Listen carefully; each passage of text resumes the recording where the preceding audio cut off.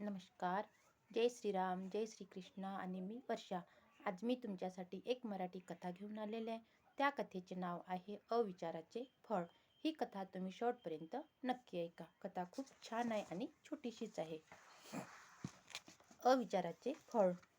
एक जंगल होते. जंगलात एक विहीर होती. विहिरीत बेडकांची वस्ती होती. त्या बेडकांच्या वस्तीत दोन भांडखोर बेडूक होते. एकाचे नाव रगडू आणि दुसऱ्याचे नाव झगडू होते.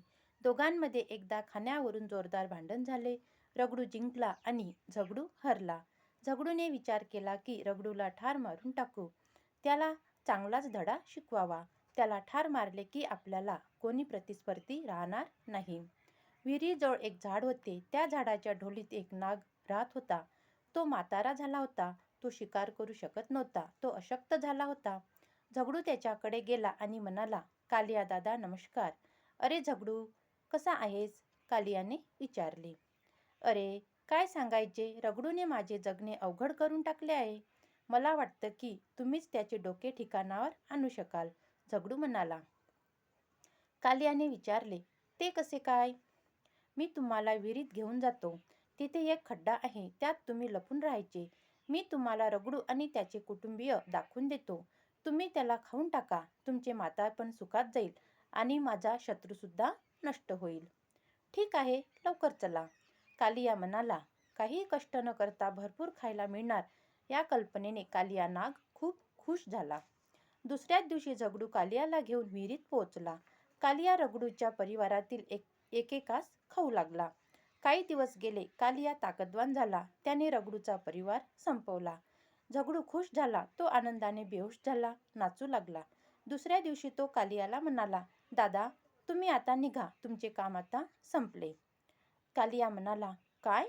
खबरदार, मला आदेश देशील तर रोज मला एक एक बेडूक पाठवायचा. आता झगडूचे डोळे उघडले. आता उशीर झाला होता. कालिया ताकदवान झाला होता. दगडू त्याच्याशी भांडूही शकत नव्हता. कालिया विहिरीतील बेडूक वेगाने संपवू लागला. अखेर त्याने झगडूचाही परिवार संपवला.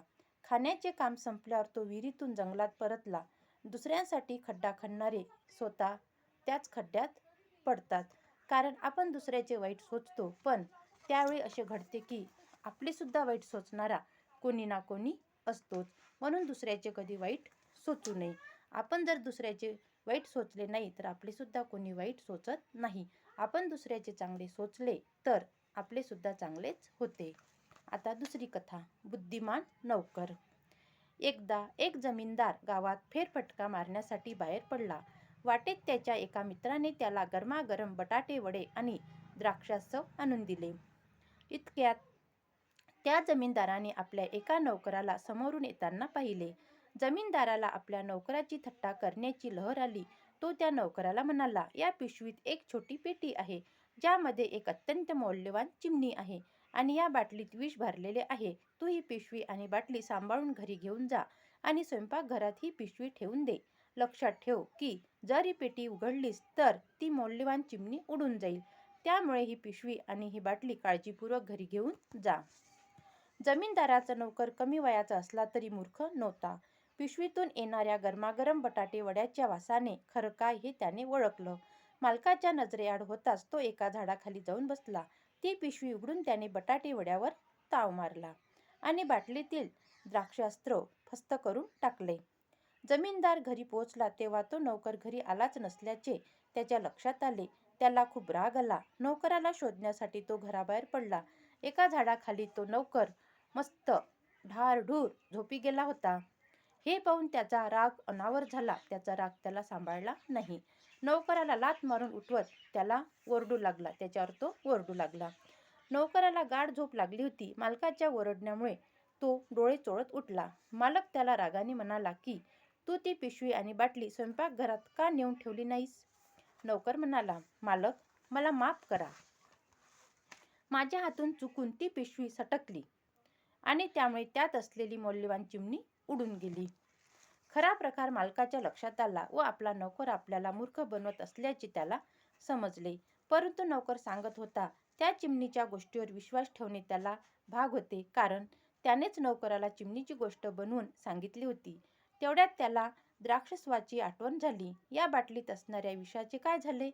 नोकरावर चिडून तो म्हणाला, मालक, माझ्या चुकीमुळे तुमची मौल्यवान चिमणी उडून गेली. मला वाटलं की आता तुम्ही मला खूप ओरडणार आणि मारणार. त्यामुळे मी ठरवलं की आपण आत्महत्या करूयात. म्हणूनच मी या बाटलीत असणारे विष पिऊन टाकलं आणि इथं माझ्या मरणाची वाट बघत पडून राहिलो. मला माफ करा. माझ्यामुळे तुमचं मोठं नुकसान झालं. मी आता माझ्या मरणाची वाट बघतो आहे. हुशार नोकराने डोळ्यात पाणी आणत आपण जणू खरोखरच मरणाची वाट बघत असल्याच्या थाटात मालकाला उत्तर दिले. त्याचे हे बोलणे ऐकून मालक रागाने लालबुंद झाला. पण तो बिचारा करू तरी काय शकत होता. आपण बोललेल्या खोट्याचाच आधार घेत आपल्या नोकराने आपल्याला मूर्ख बनवले याचा विचार करत करत तो घरी परतला. कारण मालकच खोटा बोलला तर नोकर खोटं बोलणारच. मालकाने त्याला बुद्धू बनविण्याचा प्रयत्न केला, पण नोकर हुशार होता. त्याने खाऊनही टाकले आणि पिऊनही टाकले, मजेत झोपूनही गेला. आणि त्याने ज्या पद्धतीने गोष्ट बनवली होती त्याच पद्धतीने नोकराने सुद्धा गोष्ट बनवली. अशी ही आपली कथा.